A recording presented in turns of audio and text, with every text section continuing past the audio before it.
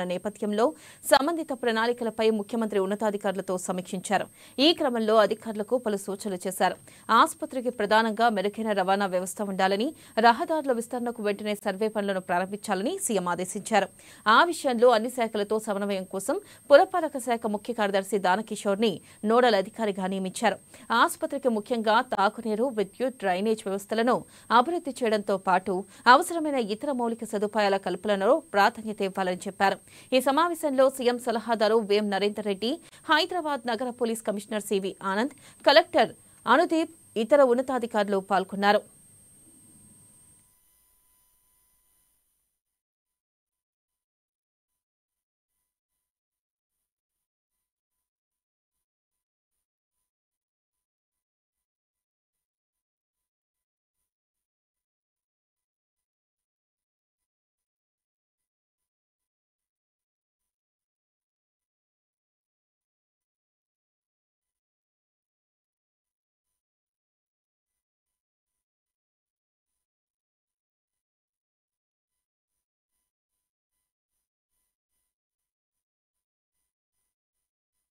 తెలంగాణ రైతాంగానికి సీఎం రేవంత్ రెడ్డి భారీ good news చెప్పారు. ఎన్నికల్లో హామీ ఇచ్చిన రైతు భరోసా పథకంపై కీలక ప్రకటన చేశారు. తెలంగాణలో కాంగ్రెస్ ఏడాది పాలనపై సీఎం రేవంత్ రెడ్డి హైదరాబాద్ జూబ్లీహిల్స్ లోని తన నివాసంలో ప్రెస్ మీట్ నిర్వహించారు.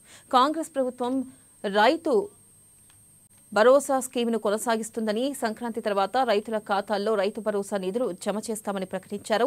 ఇక రైతు భరోసా స్కీమ్ విధి విధానాల కోసం డిప్యూటీ సీఎం బట్టి విక్రమార్క ఆధ్వర్యంలో కేబినెట్ సబ్ కమిటీ వేశామని, కమిటీ రిపోర్టుపై శాసనసభలో చర్చించి రైతు భరోసా పథకం గైడ్ లైన్స్ ను ఖరారు చేస్తామని తెలిపారు. మా ప్రభుత్వము నేను మళ్ళీ రైతులకు మాట ఇస్తున్నా, సంక్రాంతి పండుగ తర్వాత రైతు భరోసా మీ ఖాతాలలో వేసేది సోనియమ్మ గ్యారంటీ, ఇందిరమ్మ ప్రభుత్వము. ఏ రైతులు ఎలాంటి మారీచులు సుబాహులు వచ్చి మీకు అబద్ధాలు చెప్పి ఆనాడు పురాణాలలో విశ్వామిత్రుడు యజ్ఞం చేస్తుంటే రాక్షసులు ముఖ్యంగా మారీచుడు సుబాహులు వచ్చి ఆ యజ్ఞాన్ని భగ్నం చేయాలని ప్రయత్నం చేస్తే రామలక్ష్మణులు ఎట్లయితే కాపలా కాసి విశ్వామిత్రుడు చేపట్టిన యజ్ఞాన్ని సంపూర్ణంగా పూర్తి చేసిండ్రో, ఈనాడు కూడా మా ప్రభుత్వము రైతు భరోసా కొనసాగిస్తుంది. సంక్రాంతి పండుగ తరువాత సోనియా గాంధీ గారి గ్యారెంటీగా నేను చెప్తున్నా, మీ రైతు భరోసా మీ ఖాతాలో పడుతుంది. ఎవరిని నమ్మకండి.